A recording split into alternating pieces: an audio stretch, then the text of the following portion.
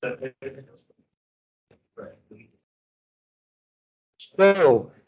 can you hear me clearly? Okay. So, good morning, everyone, and welcome to this Mesa tutorial. Unfortunately, we did not provide you one, and this is mod 3, but we are doing it right now. So first, I hope you had a good start into the course last week. And of course, I cannot stress enough how important it is just to invest time in the beginning to make your journey really smooth and you accomplish your objective, which is a project. Okay, so this lecture is going to be about Mesa, so it's going to provide you with some hands-on. If you're not really comfortable with it or just like forgot some commands, so we're going to like go over a minimal Mesa model from the beginning, and we're going to construct it together. Let me mention a few learning objectives of this tutorial. So actually, at the end of the tutorial, you should be able to explain what object-oriented programming is. So probably you should be able to differentiate between class and instance, and you can explain what inheritance actually is, because we noticed this is something you probably struggled with last time. So I'm going to focus a bit on that. You should also be able to recall some main Python commands, because we'll not cover everything. So just provide some, just to make you remember those. And finally, it's going to be, we're going to build together a minimal agent-based model using Mesa library, having access to online and external support. So this is something you should be able to do at the end of this lecture. And of course, I mentioned with external and online support because we don't really expect you to build the Mesa model without having access to any support, right? So you will always be able to search online, find your answers, ask TAs, ask us as well to proceed. Now, on the contrary, we do not expect you, and you will not be able to create, well, complex Mesa model without facing challenges. So even with this tutorial here, you will still face challenges, and you will always need external and online resources. Okay. And we don't also expect you to know all Python commands by heart, because even world-class programmers still, search for things, because it's really hard to remember everything. All right, and so this is the outline of today's presentation. So it's gonna be, we're gonna walk through like the different building blocks of Mesa. So installing Mesa, for example, accessing the answer form. So it's gonna be some exercises we're gonna do together. So I'll ask you to answer a set of questions as we proceed. Setting up the model. We are gonna talk about the scheduler and its step method. Agent model behavior. We're going to have some discussion.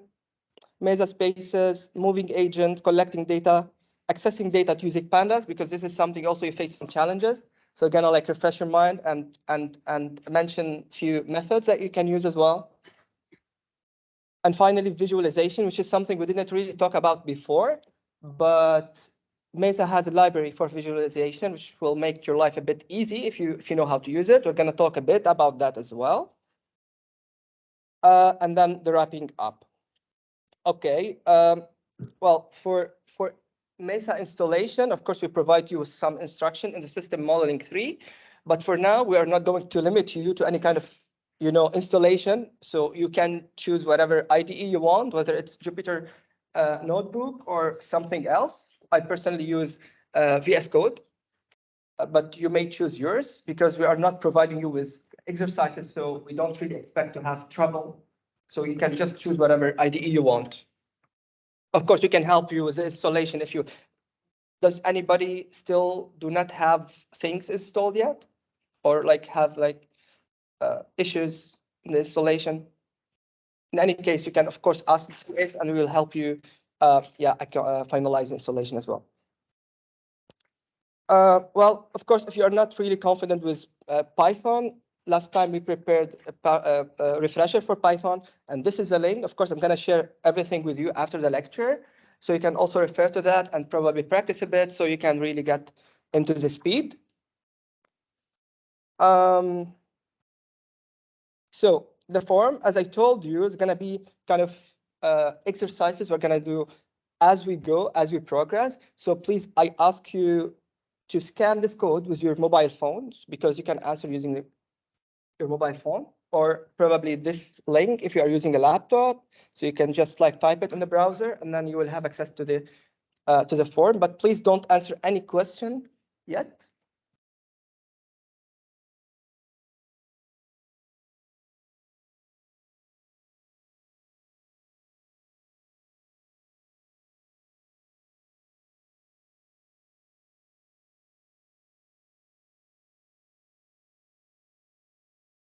So I will do a small demo on how to answer question.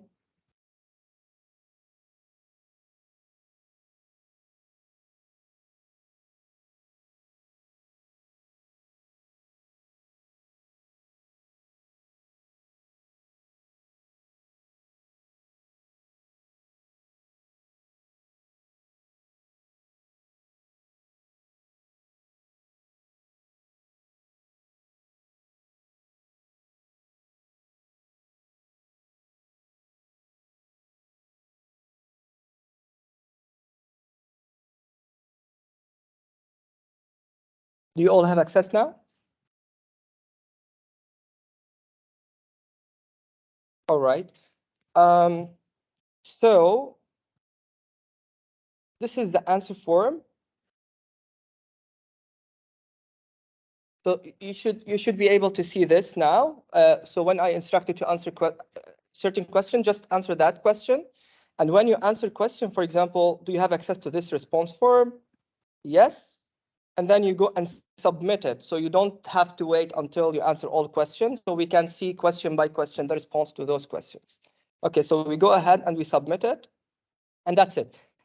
After you submit it, you get a link. If you click on it again, so you are brought back to the same form, so you can answer other questions. Is that clear?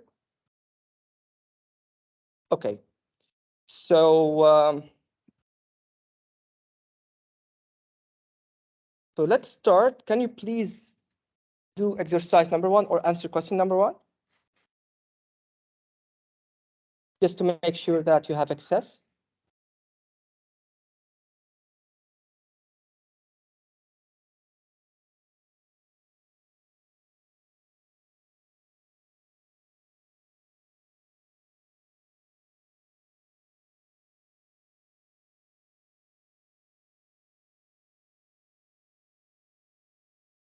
And I'll be showing you the responses as well. So we have 29 response. Yeah, great.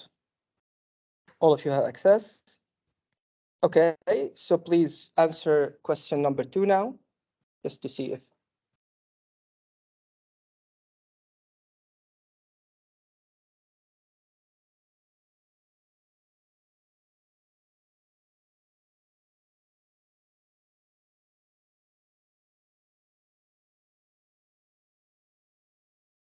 Interesting.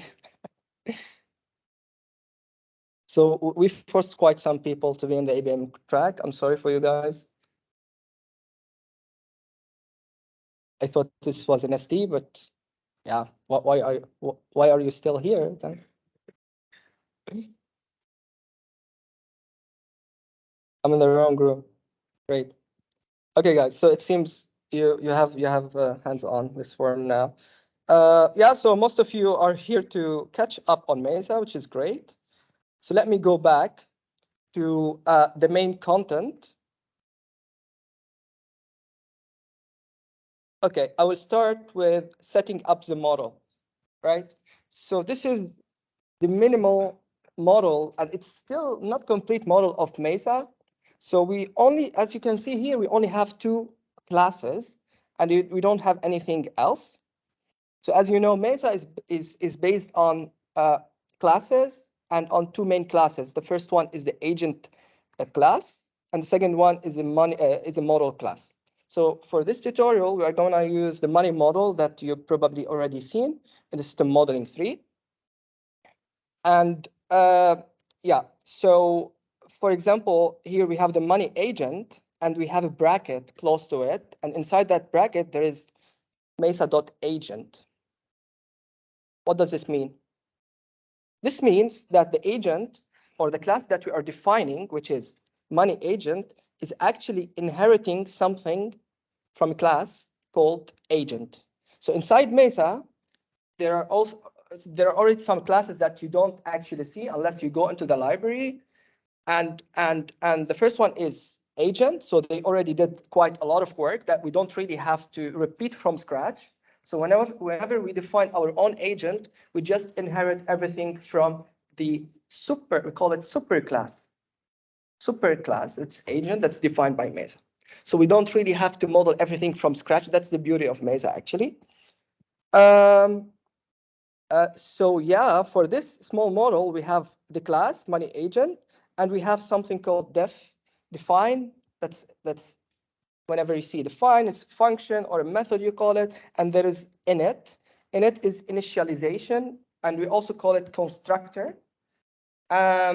The good thing about init, or the objective of this init, is to actually, you know, if you want to execute something in the very beginning. So whenever you want to initialize like an instance of a class, you want to do some operation, so you have to include them in the init. So init is something that's executed automatically. Okay, for example, here we have the init, and we have the self.wealth equal to 1. So what we want here, we have whenever we create agents, we want them all to have wealth equal to 1. So we want to start with that. All right, so we include it in the init. So it's not something that's changing, and so on.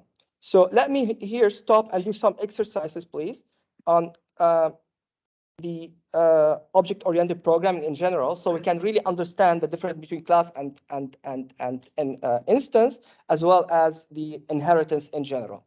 So please do exercise number 3.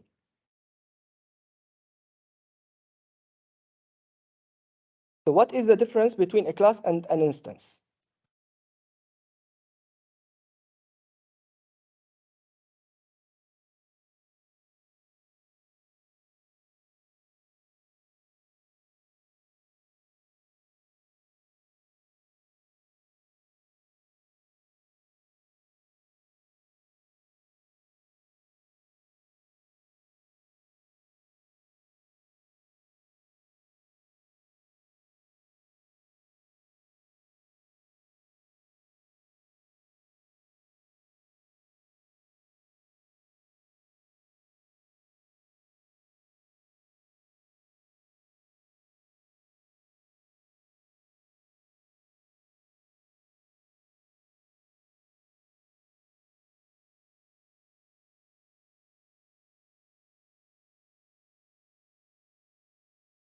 Okay, so we got quite some responses. So most of you think that A is correct, which is the correct answer. So a class is like a recipe for cookies, and an instant is like a batch of cookies. Okay. So a class is kind of, blueprint, something that's fixed for all the population that you are going, or we call them instances. So any object you get from a class is called an instance. It's going to be the same for all of them. And so then they're going to share, for example, same attribute. How do you know if you're talking about class or an instance? There's a question that you can ask. For example, if I ask you, what are you? Then you can tell me I'm a human. So human is a class. But when I ask you, who are you? Probably you're going to tell me your name. So you're going to give me data about yourself. And in this case, we are talking about object or instance. This is very important. So this is actually the difference between the two. So the first, we're talking about the type. And second, we're talking about particular object or particular instance from that type. That's why recipe of cookies is like the blueprint, and batch of cookies are instances that we probably baked from the recipe, using the recipe that we used. A lot of you also choose number 2. So a class is like a captain of a ship, and an instance is like a passenger. Actually, this is not true, because a captain is actually different from the passenger. Of course, both of them are on the ship, but they do not share a lot of stuff. Okay, so a passenger by itself is a class, and then the passengers inherit from are object or are instances from the passenger class. Okay. Yeah, same for king and prince. They are not the same thing, so they are not a class and an instance. So let's do exercise number 4, and it's about inheritance. 1 second, please. Okay, look, the code below is composed of several classes, and these classes inherit from one another. Please determine which class should inherit from which other class, and I'll explain. So we have a walker, we have a student, we have a cat, we have a human, dog, and animal. And inside these brackets, there's like 2 points, and there's something missing here, and it's your job to write, okay, which class should be here. For example, what does the cat inherit from, and so on. And in the question, if you go to the question, here, for example, this table, so if you click on that, it means the cat will inherit from the student, for example. Okay, so this is how you should answer this question. Okay, so for every row, you should have only 1 dot.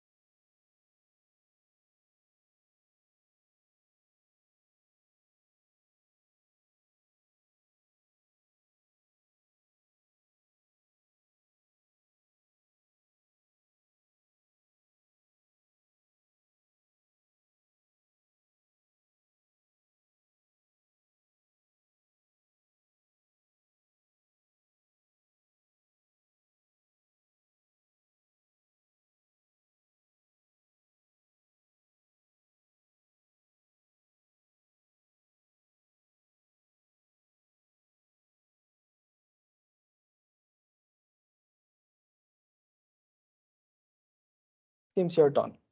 Okay, let's have a look at the responses that we have. Well, it's hard to interpret, but for example, according to your answer, the student will inherit mostly from the human. The cat is from the animal, a human from, well, a human or student or animal or worker, but most of you think it's the human will inherit from the worker, the dog from the animal, and the animal actually from the worker. And the majority have the responses correct. This is the right answers. So the animal will inherit from the worker, the cat from the animal, and so on. So first, the worker does not inherit anything because this is the very first class, and we call it the top super class. Okay, so there is no other class that can inherit, so because it's just doing like basic function, which is walking. And we have the animal that can do this walking, so they can inherit from the walker. And we have also the human that can also do the walking as well. So the animal will get something from the walker, but they can also speak. So we get the walking, but then we define something on top of that, which is speaking or doing whatever animal sound. But now the animal does not inherit from the walker, it inherits from the cat inherits from the animal, because the animal already inherits from the walker. So actually the cat will get something from the walker, which is walking here, and will get something from the animal, which is speaking or making sound. Okay, so we don't really have to like put here animal and walker. It's enough to put the latest one, which is in this case the animal. Same for the dog. For the human, yeah, the human will inherit from the walker. The student will inherit from the human. So the student will have a name, attribute, it's important to know here, doesn't mean that the student will have the same name. They will have the name attribute. So they have a name. But because the human will get something from the walker, so the student will also be able to walk as well. So they have a name and they are able to walk. But on top of that, they can learn. So that's something extra. Okay, so student is a human, but in addition to that, they can learn something. So this is the how we should think about inheritance. It's really, really helpful if you know how to use it.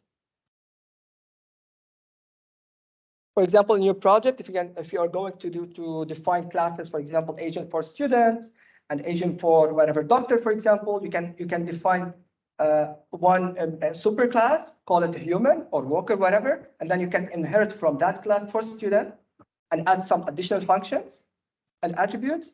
And same for the doctors, you can inherit from the worker and add something else. Okay, so you don't really have to repeat writing codes. Okay. Last exercise on inheritance, exercise number 5. So we have 4 code snippets here, and one of them is correct, and 3 of them are wrong. Please identify which one is correct. So that's question number 5.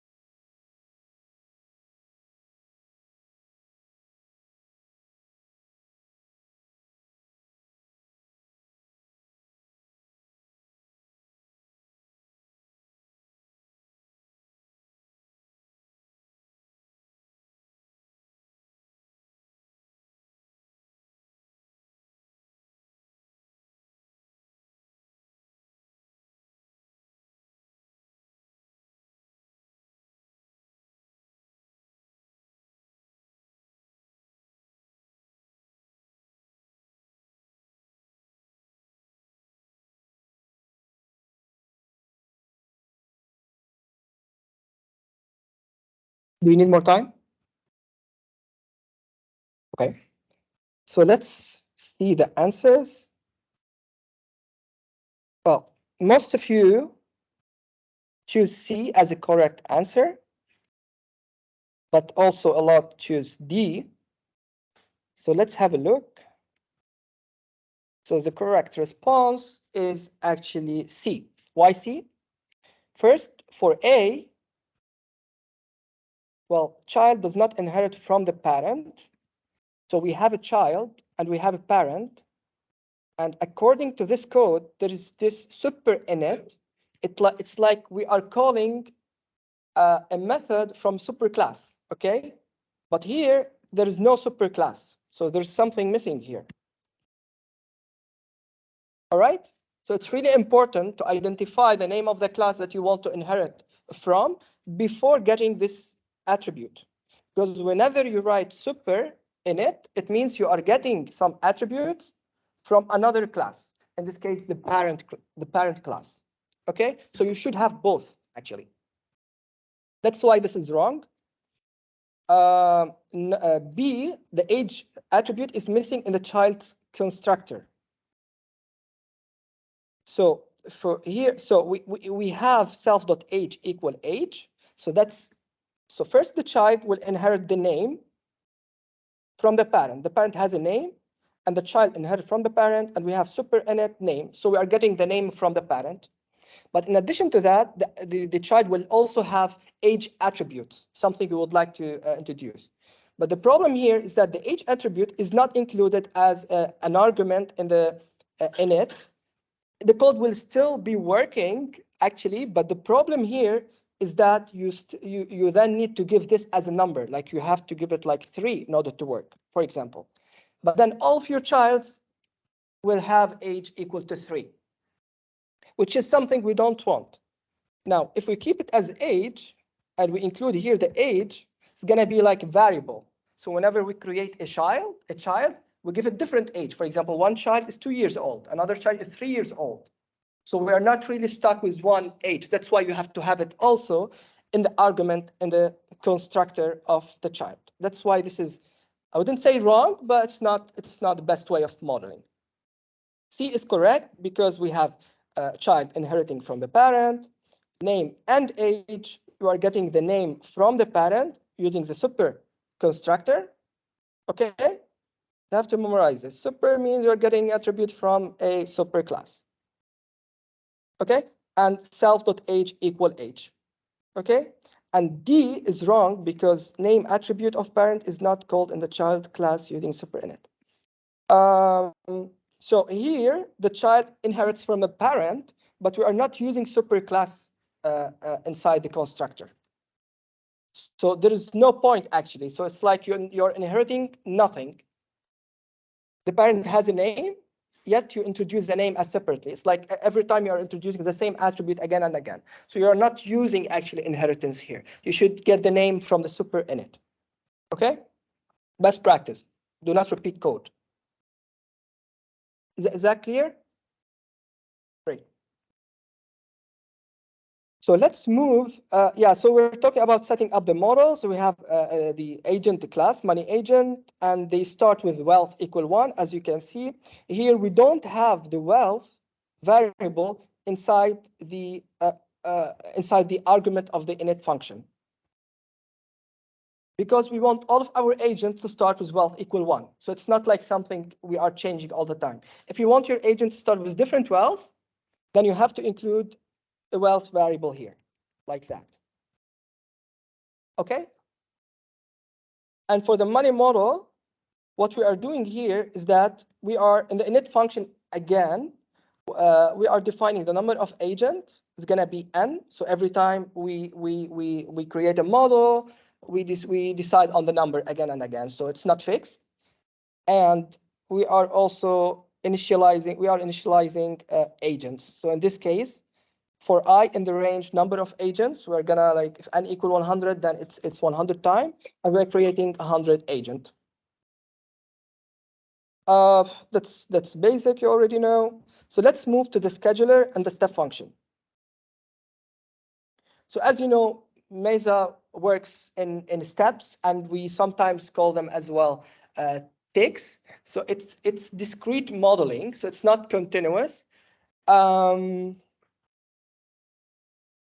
That's why we have to introduce something called a scheduler. And the scheduler is something we introduce on the model level.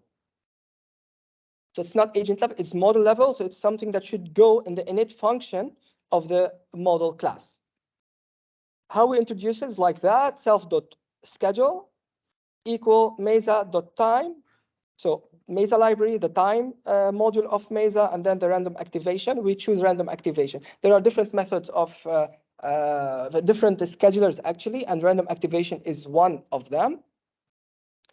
And just talking about the method, I would like to ask you now to answer question number 6, which is going to be about scheduler and the step function before we proceed.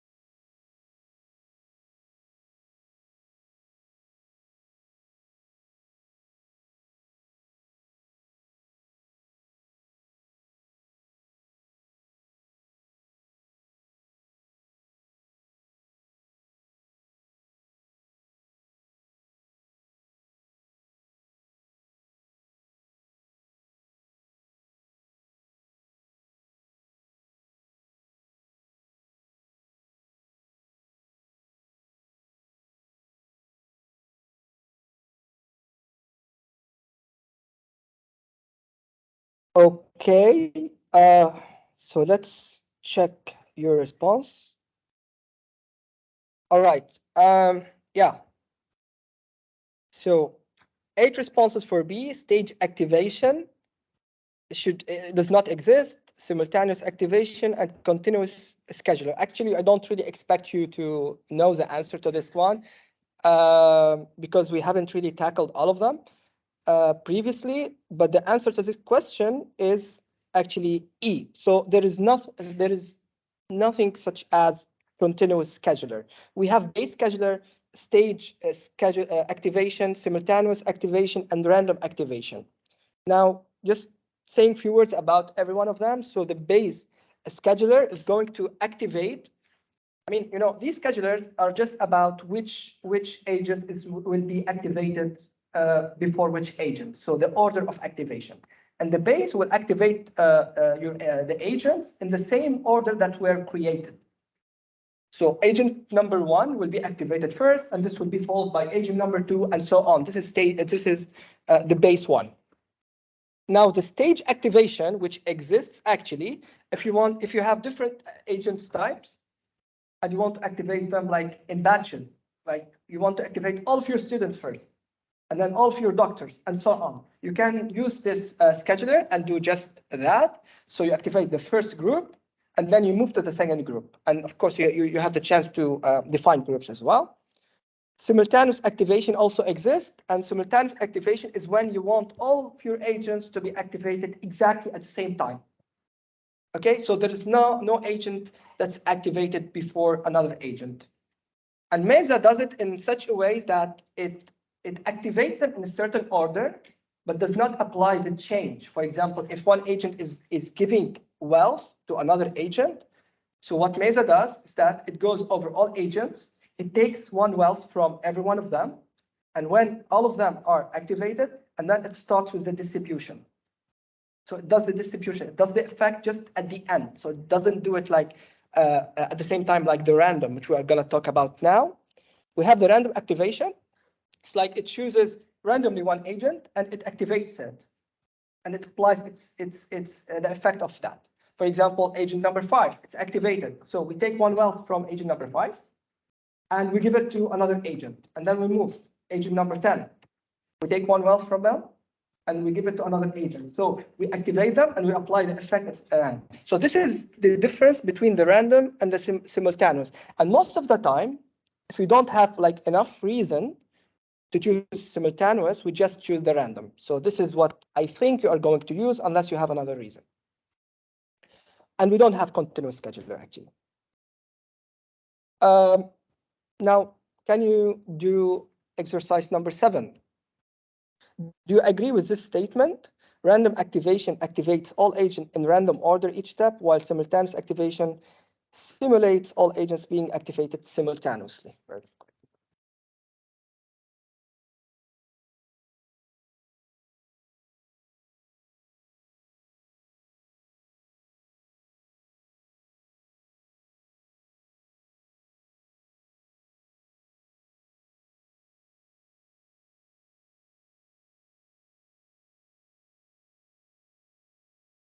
Great. Yes, so this statement is indeed correct, and this is something we I just explained as well. Random activation activated randomly, simultaneous does it at like instantly, let's say, or simulates agents being activated simultaneously. Now, about step function, can you also do exercise number 8? Which of the following statements is true about the step function in the multimodal class? And we have 2 statements that are correct.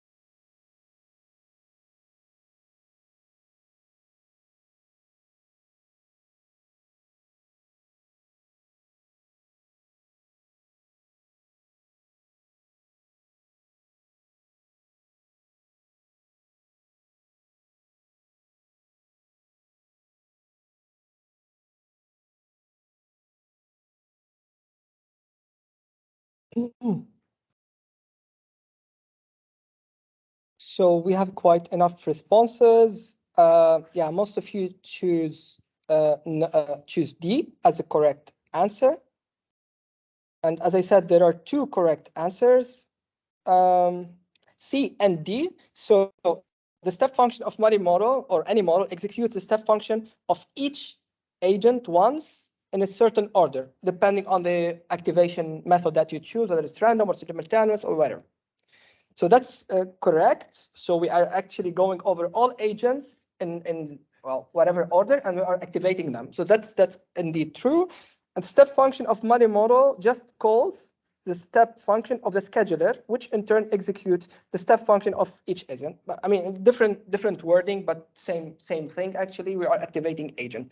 So what we do is that we call the step function of the model, and Mesa automatically, it goes over the step functions of all of our agents in certain order, and it activates them. So we don't really have to call the step function of the agent every time. Mesa will do it.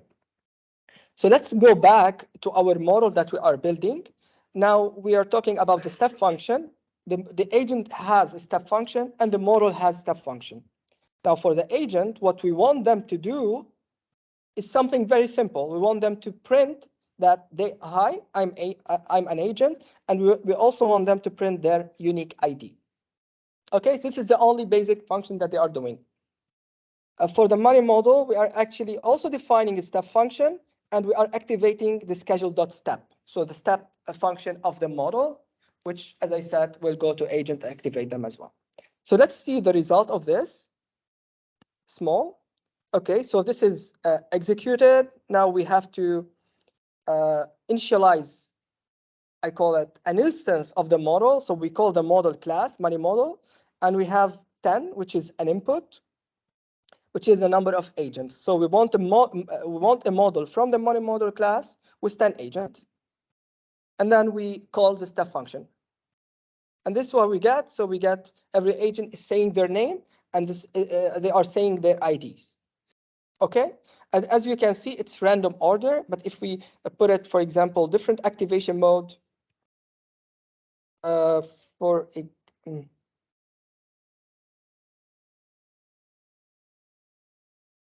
okay, so this is the scheduler that we chose. If we change it, for example, to base scheduler, see, they are activated in the same order they were created from 0 until 9. As you know, we always start with 0 as Python. Okay, let me change it back.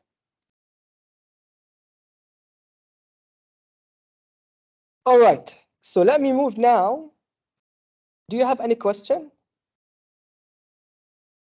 Okay, so let me move to the agent and model behavior. Now, how do we actually change behavior of an agent, and what's the effect on the model? Sometimes we want to study, the behavior of the model to get some insights and to draw conclusions. And as a result, we can actually do actions. Okay, so this is why we are building the model, in order to understand its behavior, to see if we have like something that's emerging out of it.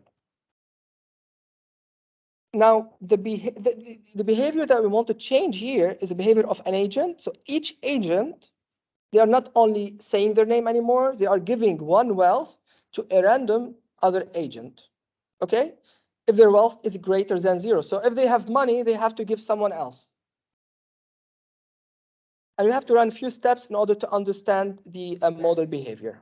So what we added here in the step function, so if the wealth of the agent, so if self.wealth equal to 0, then don't do anything. If not, then search for another agent and give them this one wealth. Like to search for another agent, we use self.random choice. It's like choosing randomly from the agents that are in the schedule of the model. Okay, so this is how you access all the agents of your model. Self.model.schedule.agents fixed. And then we are choosing one randomly, and we are assigning it to a variable called other agent. And now this other agent wealth, so the wealth of the other agent, will be increased by 1 because we gave them one wealth. and the self.wealth will be reduced by 1. So this is how we model the exchange in the wealth in this model. Okay. Now let's run this, and let's run the model quite some time. So model money model 10 agents, and we want to run it for 10 steps. Okay. So for I in the range of 10, model.steps. So we are iterating 10 times, and we are calling the model.step every time. So it's like we're creating 10 different instances of time, and we have 10 results as well. Okay, I'm calling also the matplotlib just to visualize the results. Now, what we want to draw here, what we want to see here, the agent wealth. Okay, so we want to see the agent wealth, the agent of the wealth of every agent after 10 time steps. And we do this using this, we call it list comprehension. So list comprehension is kind of, it saves you kind of some code. So this means like for every agent A in the agent space, so iterate over all agents and the agents of the model and get their wealth. So A.wealth, the wealth of A for every A and the agents. Okay, but you can still do it, of course, using a for loop or something, but this is easier. And we are getting the agent wealth. Okay, and this will return a list of items. So let's plot that. So, and we are getting this plot here. So this means we have four agents with no wealth, they are broke. We have 3 agents with 1 wealth, 2 agents with 2 wealth, and 1 agent with 3 wealth. Okay, but as you notice here, if we run it again, we get different results, right? Because it's random process. So it's really just looking at this graph. It's not really enough for us to draw any conclusion because it's changing. We need to do something to understand the model behavior, because this is alone is not enough for us to understand behavior because it's changing. All right, and this will bring me to the model behavior. But before, let's do exercise number 9. Where should, yeah, before you do it, I just want to talk about the seed. As you know, this is random process. Okay, what we are doing is random process. Sometimes you want to replicate with the results again and again. You don't want like every time you run your model, you get different results. What if you want to run your model today and tomorrow you want to run it again but get the same result? It's still random, but in this case, we use something called random seed.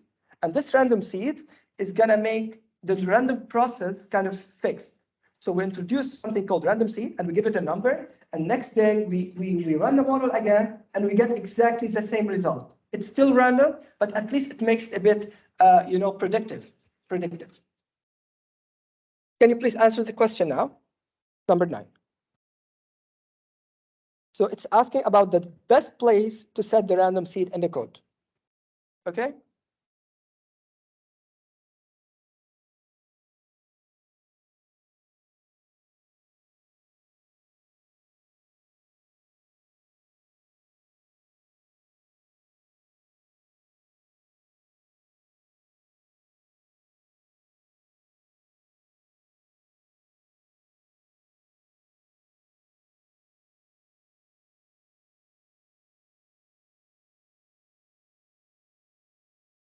Okay, so the majority chose B inside the money model class as an argument to the init method, which is actually correct. So this is how we introduce it. And it's very, very useful, actually. So just to make the results more predictive. Now, let's move to the model behavior. As I said, just looking at this, just running the model one time. So we run the model one time for 10 steps. Just doing that is really not enough for us to draw any conclusion. So we need to keep running the model like multiple times in order to really understand what's going on and how our model behaves. And that's why we have to study the model behavior.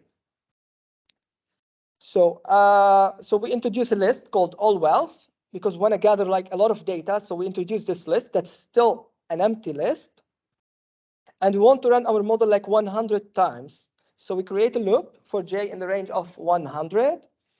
And so this is the same code as before. We are running the model with 10 agent and for 10, so for 10 times steps. So 10 agent for 10 times steps, and we are going to do this like 100 times.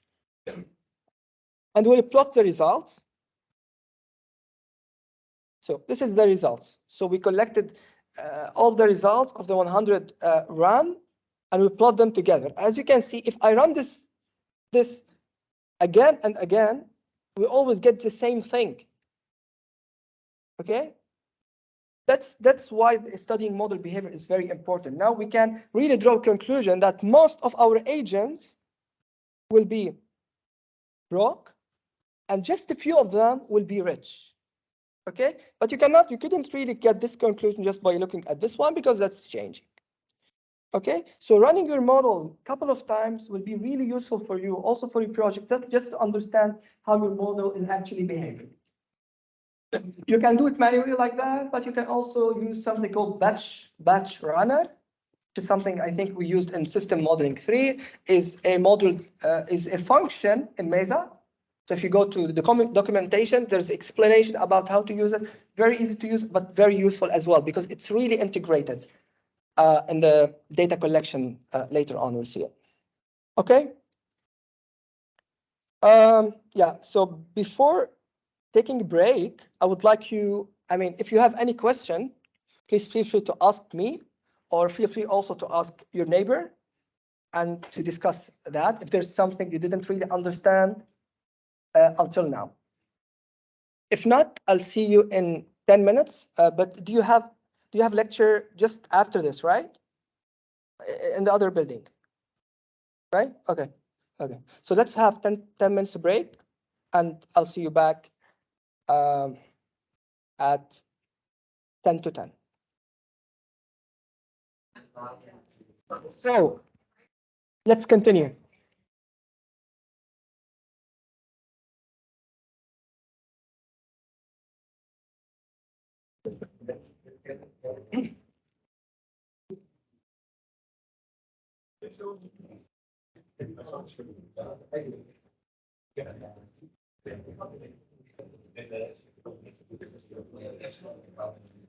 So guys, last thing we were talking about was the model behavior. Now we would like to add something to our model, which is the space in which our agents will be interacting and actually moving. Can I ask you to answer question number 10 before we explain anything, please?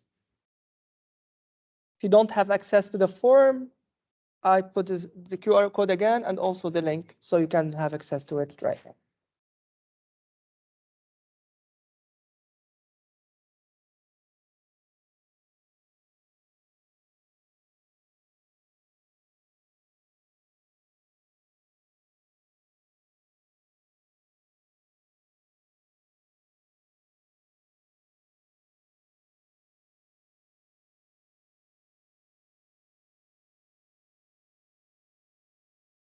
So which of the following is not a Mesa space?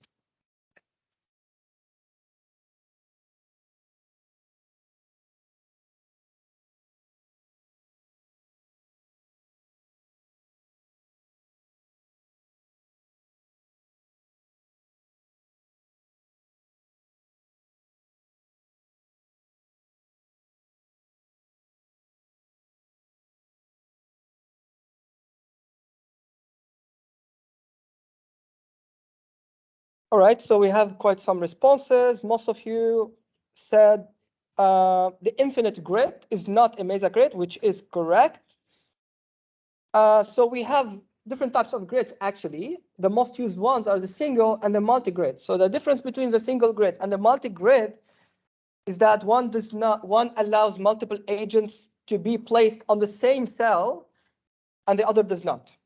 Okay, so single grid allows only one agent to be placed at a certain cell at a time, and the multi-grid allows multiple agents to be placed. I mean, multiple grid, of course, is more practical, because let's say you have a grid, and on one node you have, for example, student housing, and you want multiple students to be placed in that house. So in this case, you will have the house, you will have agents, like a couple of agents as well, on the same grid. That's why you might tend to use multi-grid more. We have the network grid in case you have your grid is not square but network. So that's something you can give to Mesa. Let's say a map or something composed of nodes and links. So you can make use of the network grid. And we don't have infinite grid, of course, but we have continuous space. So it's not discrete but continuous. So any agent can be placed anywhere. It's like coordinates on Earth, for example. Okay, so for this example, we are going to use the multi-grid. To define a grid, we use this command, self.grid, of course, again, in the constructor, because we need that to be initialized, to be executed just in the beginning. So self.grid equal mesa.space.multigrid. We define the width, the height, and the torus. Torus equal true here, torus. It means the grid is kind of circular. So the first cell and the last cell are connected. Okay, so the first cell will have the last cell as their neighbor. So this is how we define grid. But then we also, whenever we initialize, whenever we create agents, so here in the for loop, we need also to place them on the grid. And to place them, we need to have their coordinates. So we need actually to define coordinates x and y. So x self.random, random range from grid width. So we are choosing any x from 0 to the maximum width, and we assign it to the variable called x, and same for y. In this case, we will have x and y randomly from the grid, and we're going to give these coordinates to the agent. So for every agent, self.grid place agent. So place agent is a method of the grid.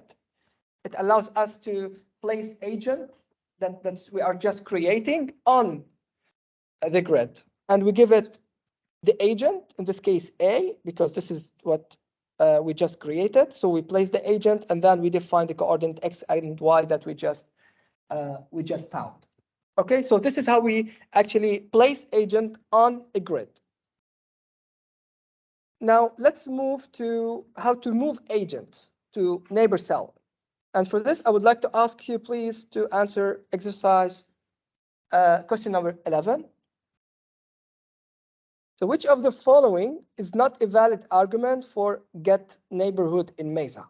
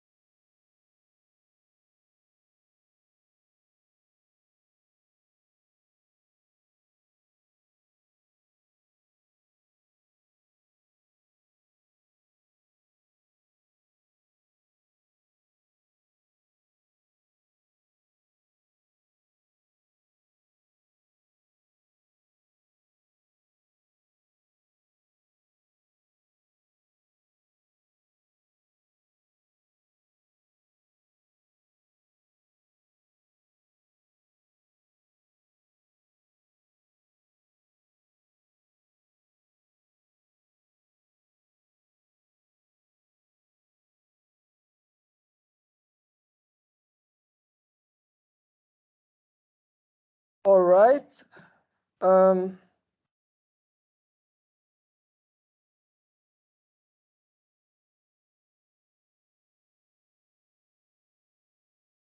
Okay. So we have it keeps refreshing.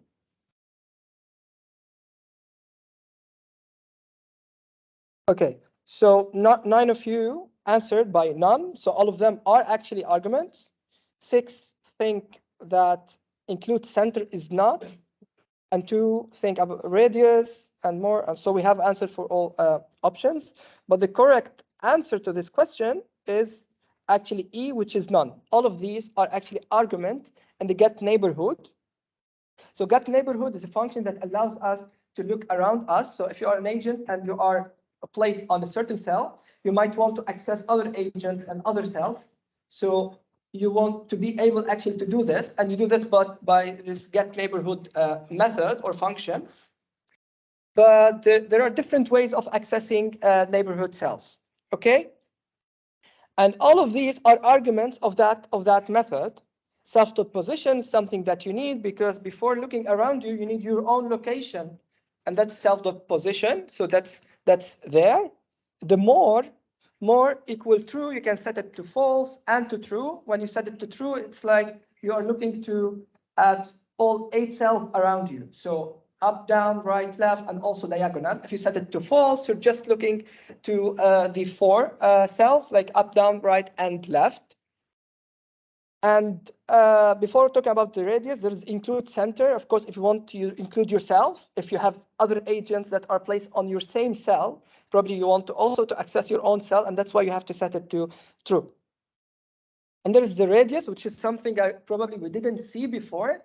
And let's say you want to access cells that are really far away from you. So it's just not just like around you, but probably like 3 or 4 or 5 cells away. In this case, you can set a radius. Like if you set a radius equal to 5, it means you are looking at all cells that are 5 cells away from you. So you define a radius to that, which can be really, really handy. Now, for our model, so we define a move function. Okay, so we are just we are just adding function to our agents. First, they were just talking, and then they were giving money randomly. But now we want them actually to move, and then to give money. So we define a function called the move function.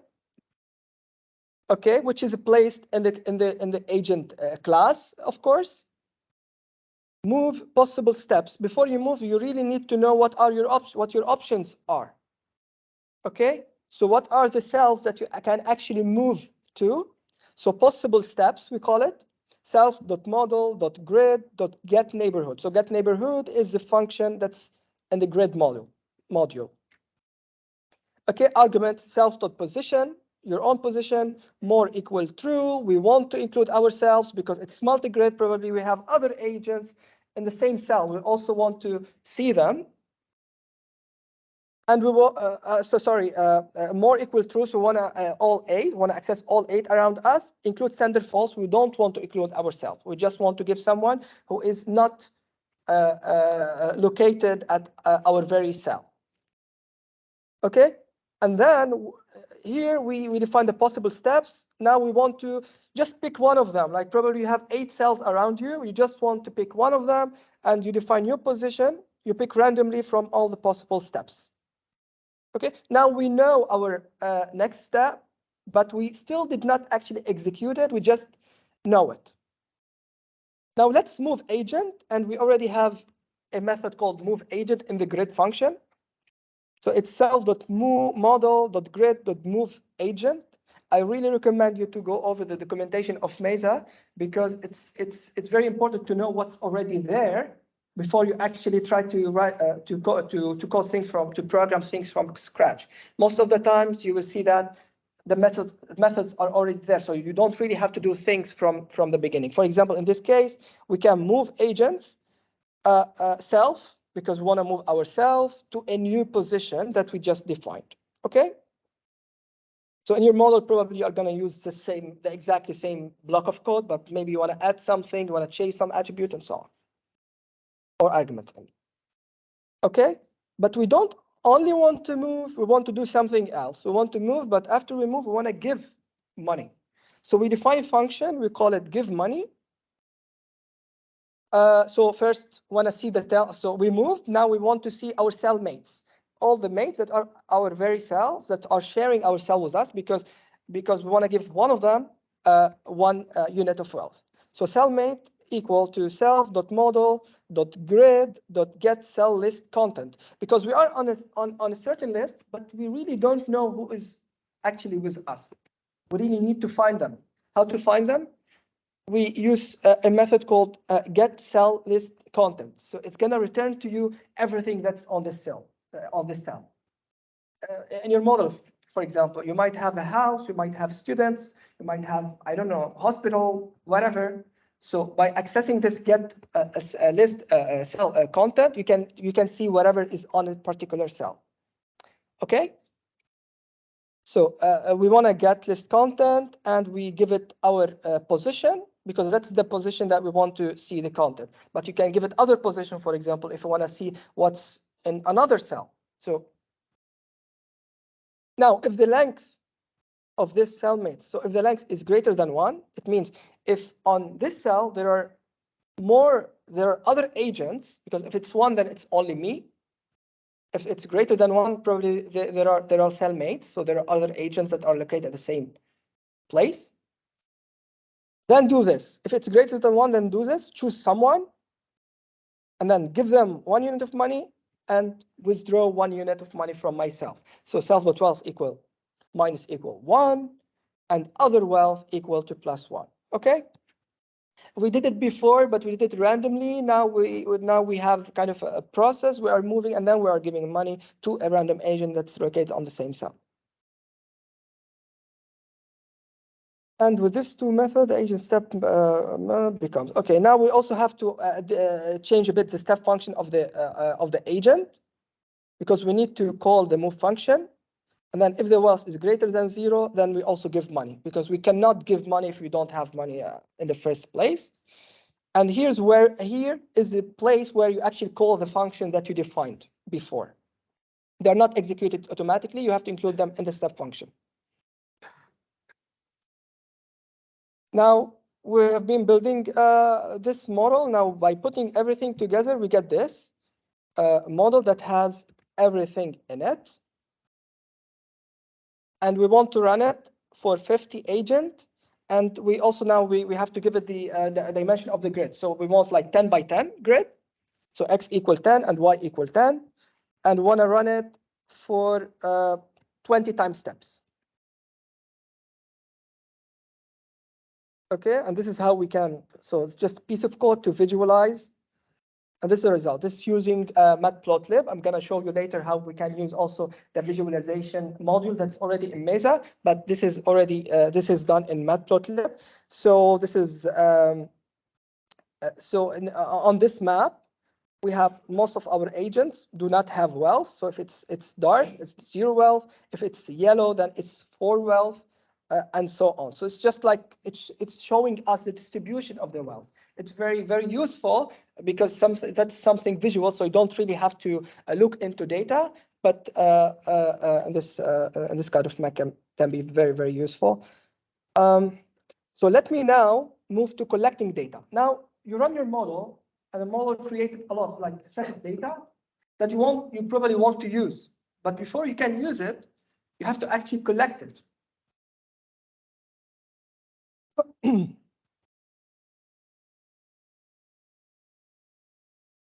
Okay. Of course, in Mesa we have something called data collector.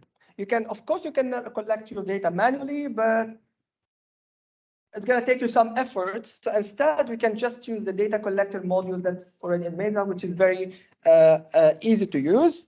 But before proceeding, I would like here to ask you to answer question number 12 about data collector. So what is the output of the data collector get model variables data frame method? If you can recall it, of course.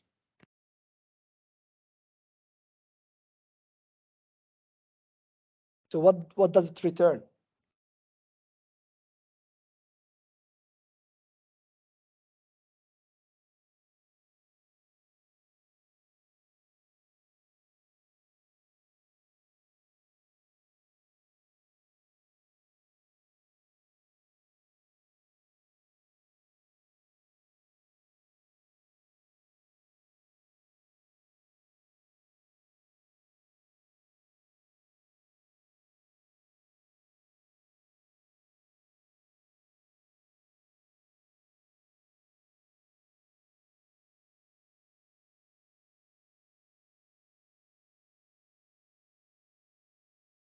Okay, so we have 7 responses for A, 3 for B, and 3 for C.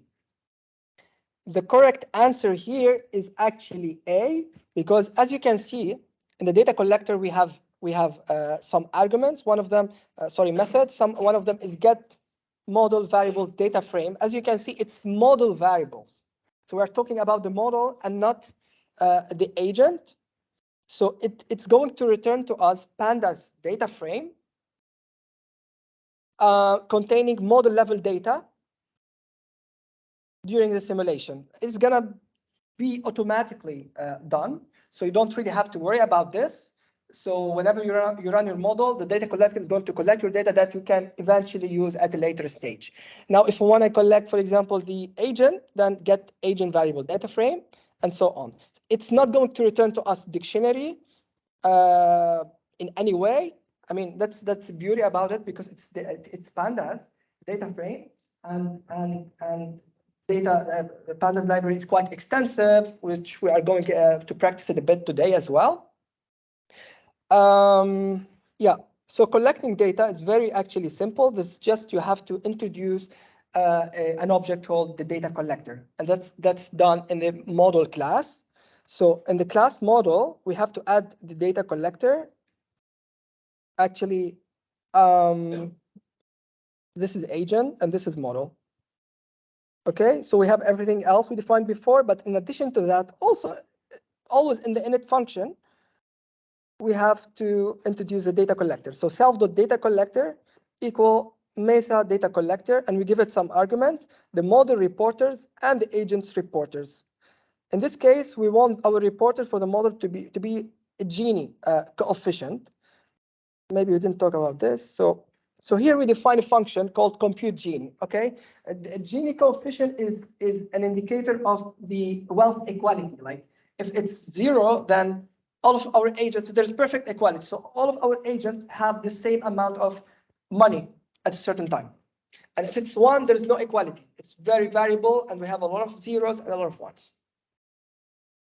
A lot of poor and a lot of rich, I mean. Okay, it doesn't really matter, but that's a function that's going to return to us some numbers. We want to collect them. So in the data collector, we want to collect Gini, and so that's dictionary, compute Gini, which is a function. We are calling the function here for the agent reporter. Want to collect the wealth, and this is the wealth value that are really generated whenever we run our model. And again, of course, the step, but in the step function, we have to add something that's data collector.collect. So you have to ask it to collect in every step, because if you don't, then there's no collection that's happening. Okay, so simply adding this line and adding this line here, but you decide on what kind of data you want to collect. You don't really need to collect everything. You just collect whatever is useful for you. Let's run it.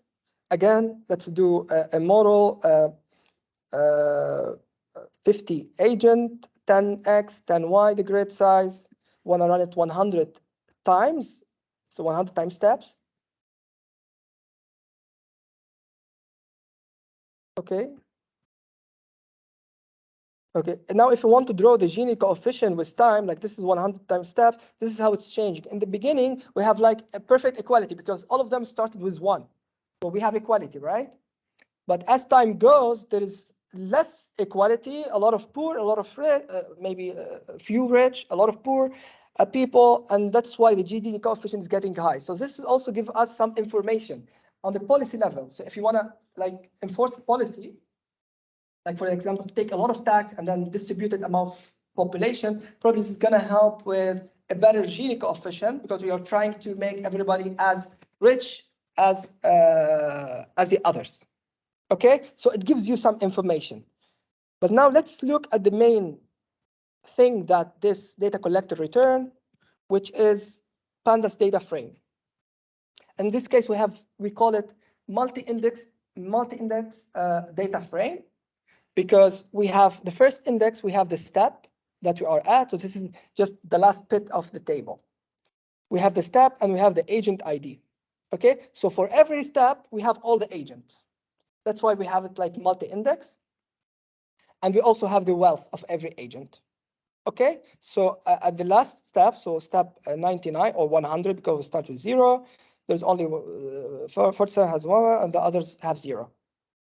Okay, now pandas data frame, we actually noticed that you are facing some challenges. So what we are going to do in the remaining of this session is to just practice a bit of a pandas data frame. So accessing data and probably a bit of manipulating. And this will bring me to number 7. So how do we access? Now we have the data frame, but how do we access certain cell or certain row or certain a column from this table so you can actually work with it? So this is an example. It's not related to our model. This is an example of a multi-index Panda data frame that I wrote.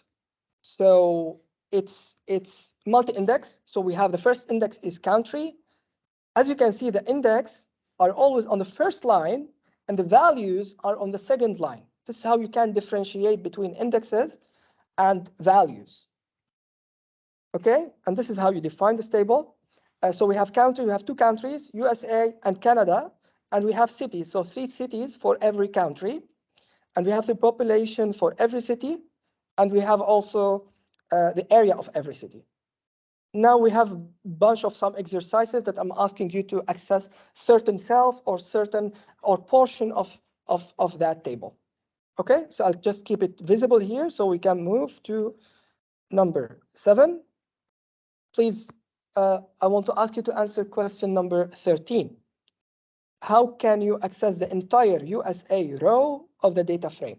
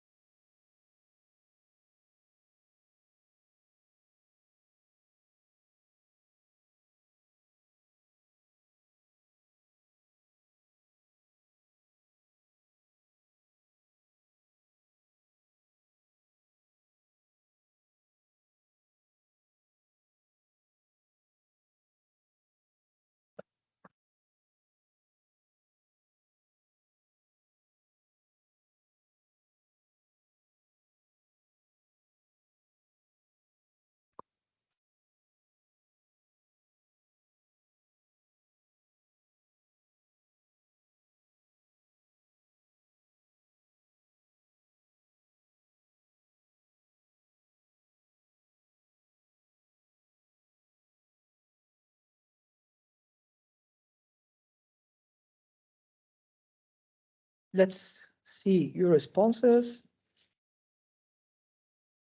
So number 13. Okay, number 2. We have 7. We have 3 for C. And we have 7 for D. The correct response, the correct answer is B. So we have 7 for B. Good. So this is how we can access the entire, USA part of the table. I'm going to show you as well.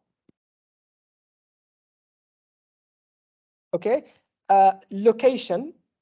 We don't put I location because I is kind of integer index. And we want to access a name, which is USA. So that's why we use the location. Okay, because if you use ilog, it's gonna return like an error to you. We don't use this. That's invalid, and also not this as well.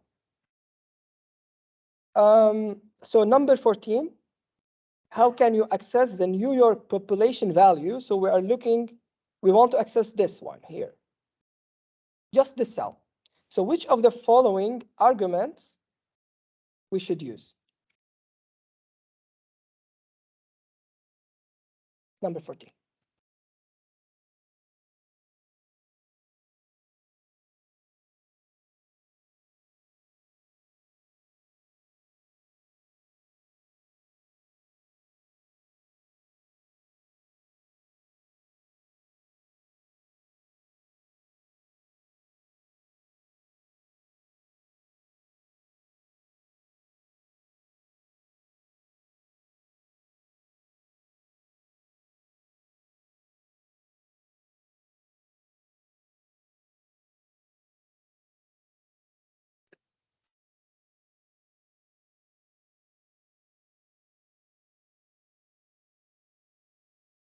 All right.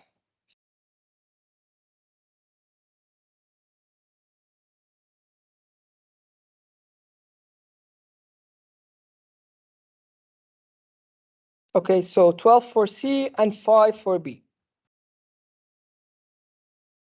The correct response is C here. So if you want to access like one value in a multi-index data frame, you have to use the log, of course, not the ilog, because that's not integer, that's name. You have to insert the first index, then the second index, and then the key, the value that you want, in this case, the population.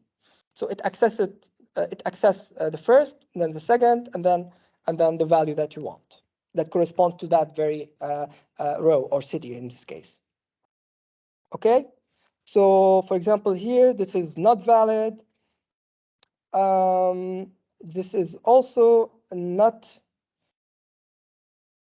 B is not valid as well because we also have to identify the first index, which is USA, and also D is not valid because it switches the index. You have to give it in a certain order. Okay. We still have 2 exercises actually. Can I ask you to do 15?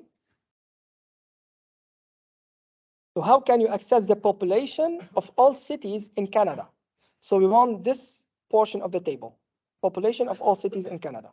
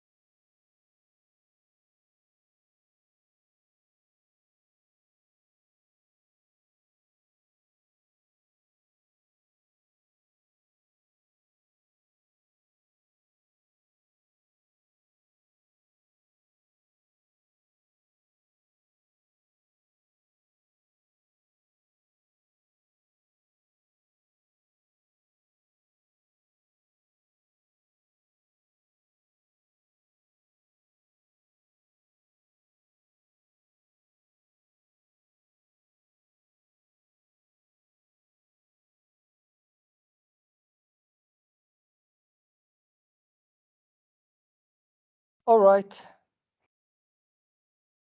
Let's have a look. Wow.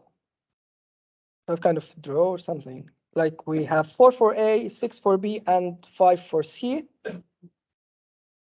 Let's see. So it's actually number B, which is the most answered option. Okay, so this is how we can access a portion in a table. See here, if I run it, it just returns the cities with their population of Canada. So you have to give it the index, the first index, which is Canada, but we want to do any slicing on the cities.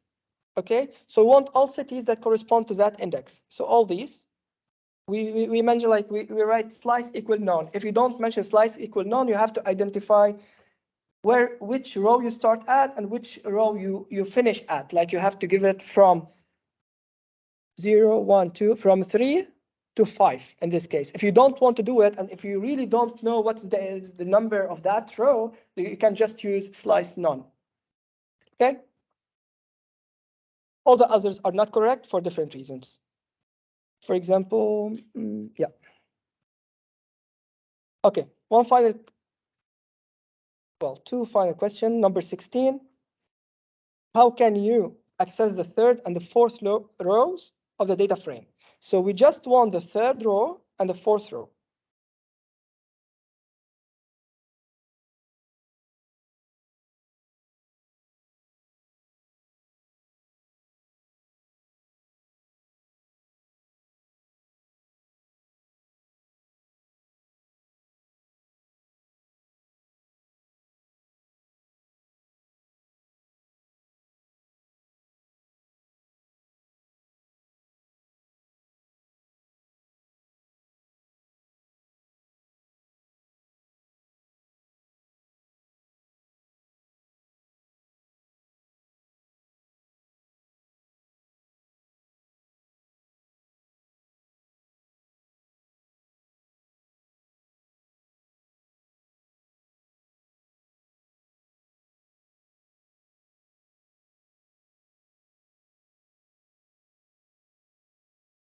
That's easy one, I guess.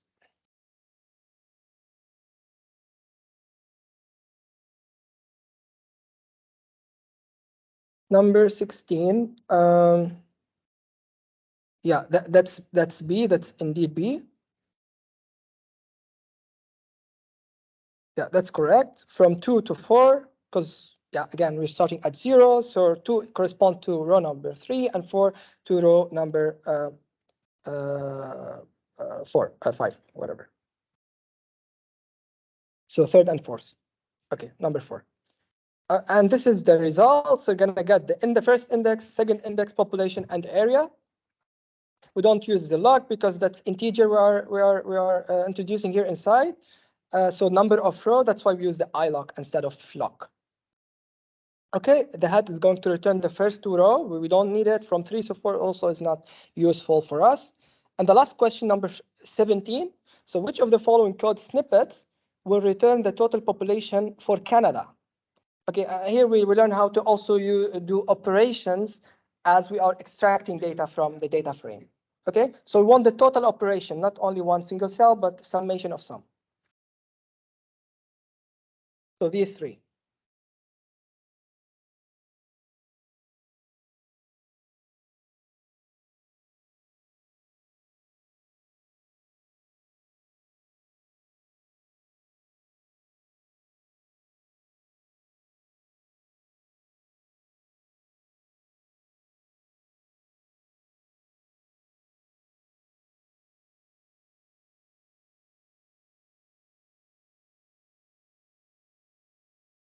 All right. Number 11, we have 2 for B. Actually, yes. I mean, it's quite obvious because there is some. The idea here is that we can do operations as we are getting data. So we don't really have to access data and then do operations. So we just extract it and do summation just at the same time. So if we run this code, it's going to return to us like the summation of the 3 population. Okay.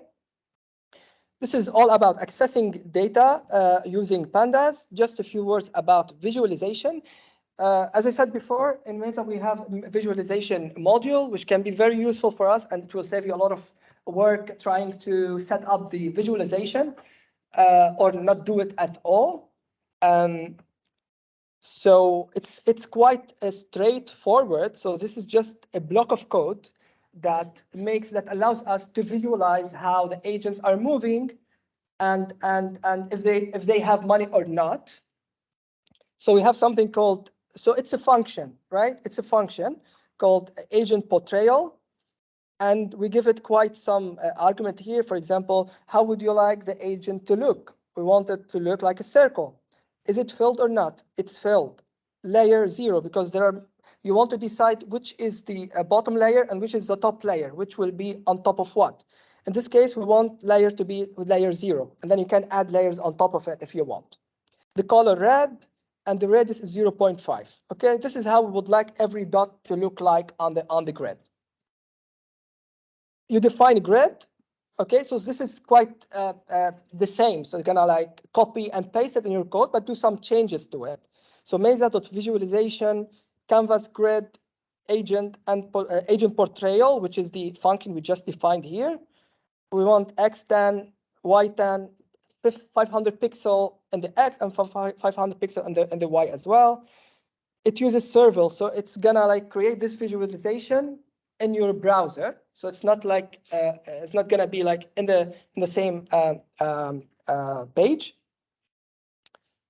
Okay, and you have to define the server. Sometimes you just have to change this number a bit, because if someone else is using the same server, you should use another server. So let's run it and see what's happening. Okay, someone else is using the server, so we have to change it. Let's try, I don't know, 30. Okay, good. So this is what we have. This is the grid that we have, and these are the agents at step equals 0. And now you have here, you can start the simulation, and you can see how the agents are moving step by step, or you can just like let it run. For example, this is step 0, this is step 1. Step 2, you can see what's the how does the density, for example, look like, and so on. Nothing about wealth here yet. So you can move and see, or you can just like run it continuously. And you can also make it a bit faster if you want, just to see the overall behavior. For example, this can give you additional information that you cannot really see otherwise. So this actually exists, and I advise you to actually make use of it. Now, one last thing, what if you also want to see additional information, like you want to see the agents that are broke, that do not have any money, and you want to differentiate them. Let's go back to our code. And okay, yeah. So here we want to add something to the function. So it's not only showing all of our agent. We want, if the wealth is greater than 0, then show it in red and put it at layer equals 0. If the wealth is not greater than or equal to 0 in this case, then it's gray, it's layer 1, and the radius is a bit smaller. So it's 0. Or whatever. I think that's 0.2 radius. We'll see. Okay, so we just changed this function a bit. We introduce, so you can change whatever you like and introduce whatever information you want actually to see. Let's run this by also changing the server a bit. Okay, so this is a new thing. So for now, it's actually the same, but when we run it, you can see like we have gray dots. So gray dots are agents that do not have any wealth, and red dots are agents that do actually have wealth. And you can see the result of the model as it advances. You can include any type of information that you want that you're collecting here, and you can actually see it. Okay.